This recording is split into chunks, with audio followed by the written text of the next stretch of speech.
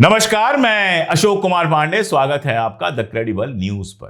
तो नरेंद्र मोदी जी लौट आए इजराइल से। लौटते हुए का जो वीडियो था वो देखकर थोड़ी हंसी भी आई, थोड़ा आश्चर्य भी हुआ। ऐसा लग रहा था जैसे दुल्हन विदाई के समय उदास होती है, वैसे उदास थे हमारे मोदी जी। और इजराइल के प्रधानमंत्री नेतन्याहू ने उनको धीरे से चूमा, जैसे कह रहे हो कि कोई बात नहीं, हम तुम्हारे साथ हैं, परेशान मत हो। खैर, वापस तो ले आए मोदी जी, लेकिन ले क्या आए? मुझे याद है एक बार मोदी जी ने कहा था कि मैं बनिया हूं, मेरे खून में बिजनेस है। और जिसके खून में बिजनेस होता है उसकी सबसे बड़ी खूबी यह होती है कि वो जो भी डील करता है उसमें अपना फायदा देखता है। तो इजराइल के साथ बड़ा शोर हुआ, ये कर लिया वो कर लिया, लेकिन जब गौर से देखिए तो समझ में आता है कि भारत को इस पूरे समझौते से कुछ नहीं मिला है। वैसे भी आप समझ लीजिए एक बात, भारत के सामान के लिए इजराइल में कोई मार्केट तो है नहीं। इजराइल कोई इतना बड़ा देश नहीं है ना, इतना बड़ा मार्केट है। तो ट्रेड डील में अमेरिका के सामने जो जो आप घुटने टेक कर आए हैं, उसका कोई कंपनसेशन कम से कम इजराइल के अंदर नहीं हो सकता। इजराइल को तो अपना माल बेचना है, तो इजराइल ऐसे ही समझौते करना चाहेगा कि अपना माल आपको टिकाए। और उसमें भी अच्छा वाला माल उसने नहीं दिया है। अच्छे वाले माल पे कोई बात ही नहीं हुई है। जिस आयरन डोम को लेकर बहुत ज्यादा शोर था कि इजराइल भारत को आयरन डोम दे देगा और आयरन डोम भारत यूज करेगा तो पाकिस्तान कुछ कर नहीं पाएगा, वगैरह वगैरह, दुनिया भर का जो शोर था, उस आयरन डोम पर तो कोई बात ही नहीं हुई है। आयरन डोम देने की कोई बात ही नहीं हुई है। जो बात हुई है उसमें कुछ टेक्नोलॉजिकल चीजें खरीदने वगैरह की बात है, टेक्नोलॉजी ट्रांसफर की भी बात नहीं है। तो बात यही है कि एकदम जंग के माहौल में नरेंद्र मोदी वहां जाते हैं। एक हत्यारा जो आईसीसी से बाकायदा, जिसके लिए वारंट निकला है, गिरफ्तारी के लिए वारंट निकला है, उस हत्यारे के साथ दुनिया में कोई खड़ा होने को तैयार नहीं है। और मोदी जाकर वहां खड़े होते हैं, वो मोदी जी का माथा चूमता है, गले लगने की प्रतियोगिता चलती है, दुनिया भर के तमाशे होते हैं, नेसेट में भाषण देते हैं, नागरिकों की हत्या गलत है चाहे वजह कोई भी हो, लेकिन गजा पर खामोश रह जाते हैं। 70 साल की जो इंडियन फॉरेन पॉलिसी रही है उसको सिर के बल खड़ा कर देते हैं, पलट के रख देते हैं। अरब मुल्कों से जो हमारी दोस्तियां रही हैं सबको खतरे में डाल देते हैं। और इतना सब कुछ करने के बाद बदले में मिला क्या? अगर गौर से देखिए तो बदले में मिला जीरो। बदले में यही मिला कि हमारे यहां मोसाद की कार्रवाई और बढ़ जाएगी जो पहले से चल रही है। देखिए, इजराइल की जो समस्याएं हैं उनको आप समझ लीजिए। मिडिल ईस्ट में यूएई के अलावा कोई ऐसा देश नहीं है जो इजराइल के साथ खड़ा हो। यूरोप अंदर से चाहे जो भी हो, ऊपर से इस समय इजराइल का साथ दे नहीं पा रहा है। ईरान के साथ कभी भी जंग शुरू हो सकती है, लेकिन अमेरिका लगातार यह कह रहा है पहला हमला तुम करो, ताकि पहला हमला तुम्हारे ऊपर हो, उसके बाद हम शामिल होंगे। हथियारों के खरीद के लिए वो अमेरिका के ऊपर पूरी तरह से डिपेंडेंट है। अमेरिका के हथियार ना मिले तो ईरान के सामने इजराइल 10 दिन भी ना टिक पाए। पिछले 12 रोजा जंग में हम लोगों ने देख लिया है। ऐसे अकेले पड़े आदमी के लिए जरूरत थी?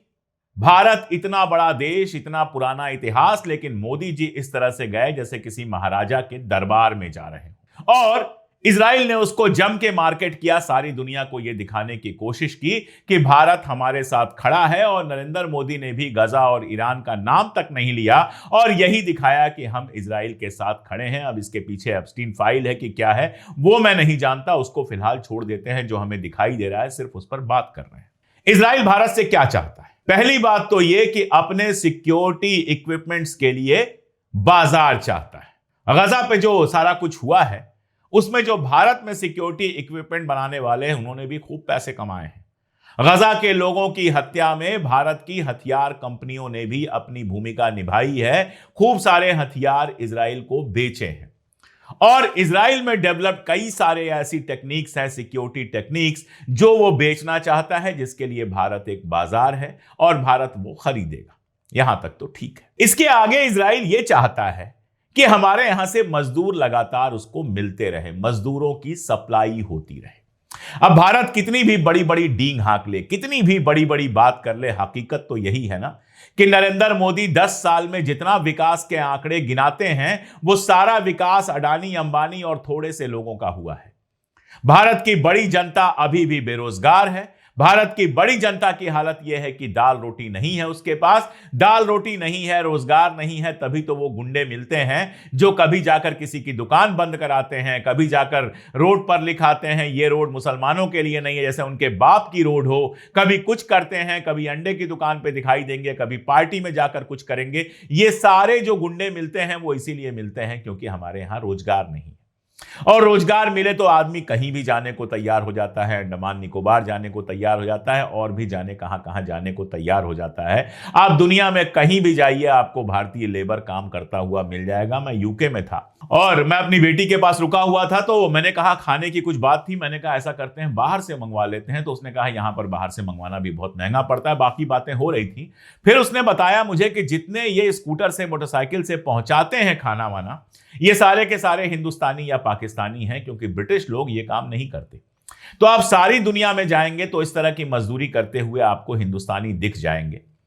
और इजराइल को जरूरत है मजदूरों की, क्योंकि अक्टूबर वाली घटना के बाद फलस्तीनी मजदूरों के ऊपर बैन लगा दिया गया है, फलस्तीनी लोगों को काम नहीं दिया जा रहा है, तो उनको लेबर की जरूरत है। भारत लेबर का सप्लायर है। वैसे भी भारतीय लेबर, इंडियन लेबर जो है पूरे मिडिल ईस्ट में बिखरा हुआ है।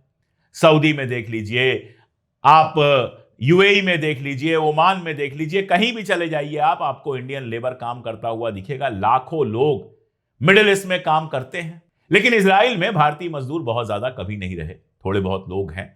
अब इजराइल जो है चाहता है कि भारत से मजदूरों की सप्लाई लगातार होती रहे, उनके नाले साफ करने के लिए, उनके खेतों में काम करने के लिए, उनके फैक्ट्रियों में मजदूरी करने के लिए हिंदुस्तानी लेबर की जरूरत है। और नरेंद्र मोदी चूंकि हिंदुस्तानी लेबर को हिंदुस्तान के अंदर नौकरी नहीं दे सकते हैं, इसलिए आपको याद होगा कि जिस समय वहां जंग चल रही थी उस समय योगी आदित्यनाथ कह रहे थे इतने हजार लोगों को हमने नौकरी दिलवा दी, कहां? इजराइल में। मतलब विदेश भेजकर वहां मजदूरी करवाने में भी गर्व महसूस किया जा रहा है, क्योंकि अपने घर में तो आप नौकरी दे नहीं सकते। तो इजराइल को लेबर की सप्लाई बिल्कुल रेगुलर रहेगी। अब आप देखिए इसमें जो समझौते हुए हैं, जो बात हुई है, 17 एग्रीमेंट आब्लिक एमओयू है। एमओयू की कहानी यह है कि किसी एमओयू का इतिहास आप देख लीजिए। यूपी में समिट होती है, कहा जाता है इतने करोड़ का, इतने हजार करोड़ का एमओयू हो गया, और जब असलियत देखी जाती है तो यह मेमोरेंडम ऑफ अंडरस्टैंडिंग जो कागज बन के रह जाता है, ज्यादातर केसेस में कोई कार्रवाई नहीं होती है। गुजरात इसका बहुत बड़ा एग्जाम्पल है। मैंने गुजरात पर प्रोफेसर हेमंत शाह के साथ एक बार वीडियो किया था, तो उन्होंने यह बताया था कि 100 अगर एमओयू हुए हैं तो उसमें से मुश्किल से 2 या 4 ऐसे होते हैं जो जमीन पे उतरते हैं। तो 17 एमओयू जो हुए हैं वो कितने जमीन पर उतरेंगे, कितने नहीं होंगे, हम नहीं जानते हैं। जियो फिजिकल एक्सप्लोरेशन में सहयोग पर एक एमओयू है। एडवांस जियो फिजिकल और एआई टेक्नोलॉजी का इस्तेमाल करने की बात है। एनसीपीआई, इंटरनेशनल डिजिटल सहयोग वगैरह, यही सारी बातें हैं।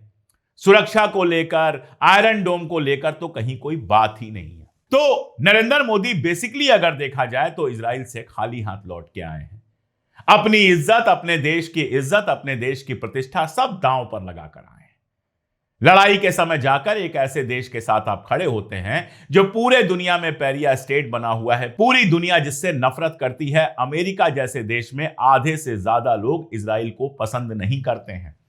प्यू की रिपोर्ट में पहले आपको दिखा चुका हूं, जिसमें यह बताया गया था कि दुनिया भर में इजराइल को नापसंद करने वाले लोगों की संख्या बढ़ी है। इंडिया के अंदर 34% लोग लाइक करने वाले और 29% लोग डिसलाइक करने वाले थे। और सवाल यही उठता है कि आखिर भक्तों को इजराइल से इतनी मोहब्बत क्या है, क्यों है? एक ही चीज कॉमन दिखाई देती है, और तो कोई सिद्धांत है नहीं। आपको मैं बता दूं कि हिटलर जब यहूदियों को भगा रहा था तो सावरकर और गोलवरकर बाकायदा उनके साथ खड़े थे, बाकायदा हिटलर का समर्थन कर रहे थे। और आज वही यहूदी, वही ज़ायनिस्ट जब अरबों के साथ अत्याचार कर रहे हैं तो ये ज़ायनिस्टों के साथ खड़े हो गए हैं। यानी जो अत्याचार करे उनके साथ ये हमेशा खड़े रहते हैं। और कॉमन क्या है? हिंदुस्तान के अंदर ये इस्लामोफोबिया फैलाते हैं और दुनिया भर में इस्लामोफोबिया फैलाता है इजराइल। आईएसआईएस के बारे में हम बहुत अच्छी तरीके से अब जानते हैं। 50 ऐसे दस्तावेज और वीडियो आ चुके हैं जिनमें सीआईए के पुराने लोगों ने कहा है कि आईएसआईएस को इजराइल और अमेरिका ने मिलकर बनाया था। मैं अक्सर इस पर बात करता हूं कि आईएसआईएस का पूरा इतिहास उठाकर आप देख लीजिए। आईएसआईएस ने सिर्फ मुसलमानों को मारा है। आईएसआईएस ने फलस्तीनी मुसलमानों के लिए कभी आवाज नहीं उठाई, कभी फलस्तीनी मुसलमानों के लिए एक ज़ायनिस्ट को नहीं मारा, इजराइल को कभी चिंगोटी भी नहीं काटी, इजराइल को कोई नुकसान नहीं पहुंचाया।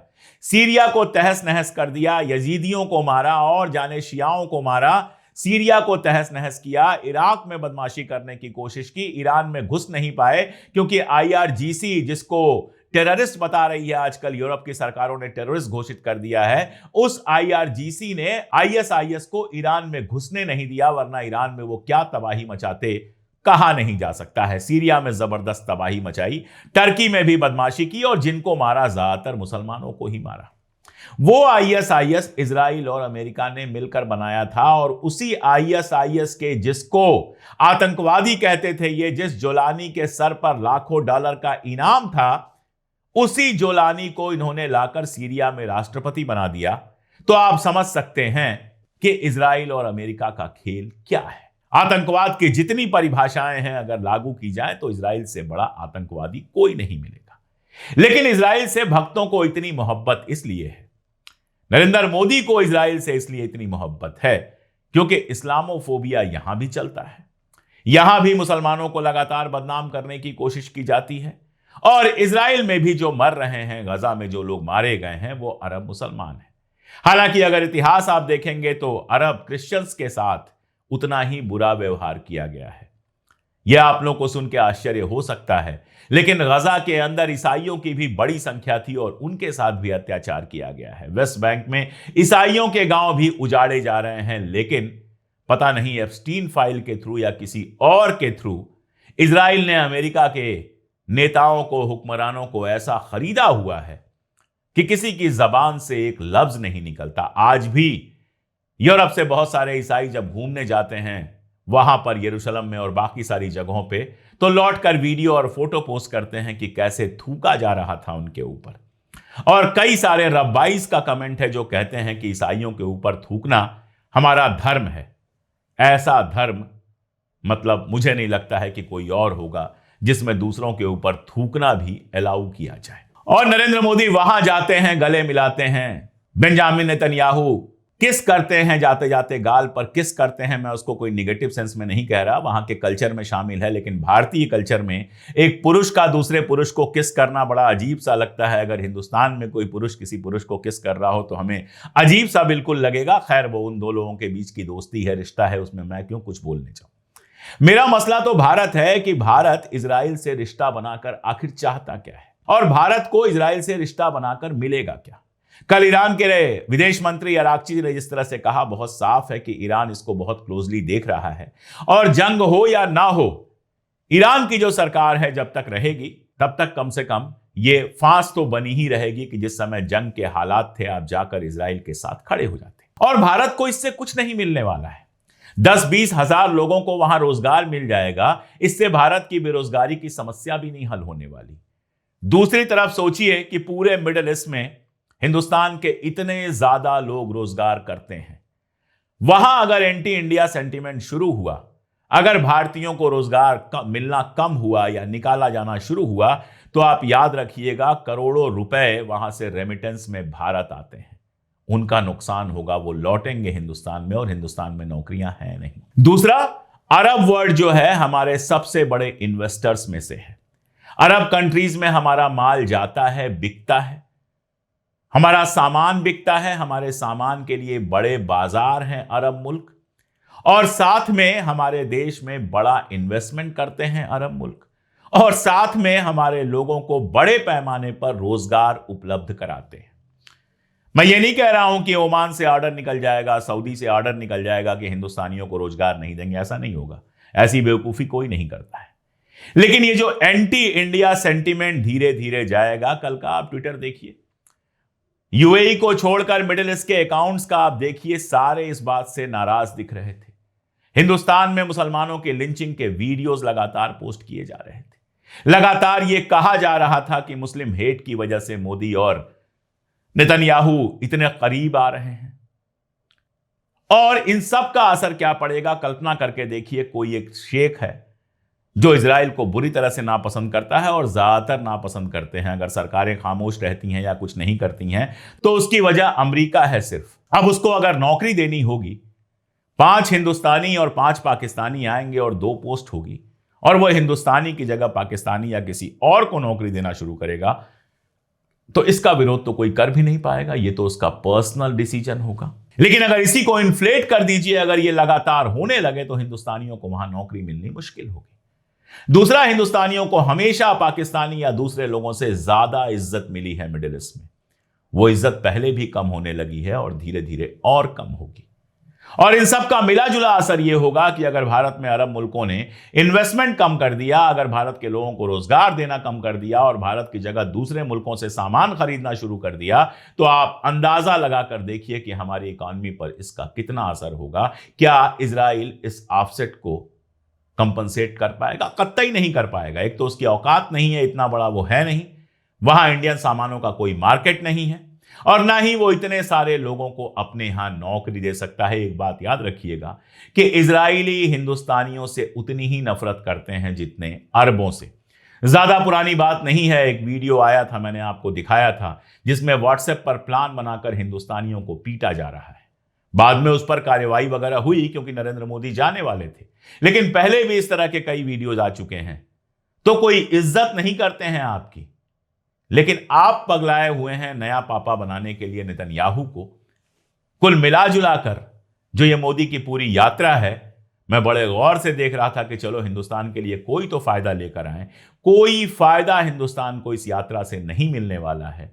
नुकसान की बहुत सारी संभावनाएं हैं। और एक ऐसा आदमी जो कहता है कि उसकी रगों में बनिए का खून बहता है, वो बनिया है और बिजनेस उसके खून में है, वो बिजनेस में ये घाटा जानबूझकर उठा रहा है या फिर कोई और वजह है, ये समझना बहुत मुश्किल है। वरना तो शेखों से भी मोदी जी बड़े प्यार से गले मिलते रहे हैं, उनको भाई बताते रहे हैं।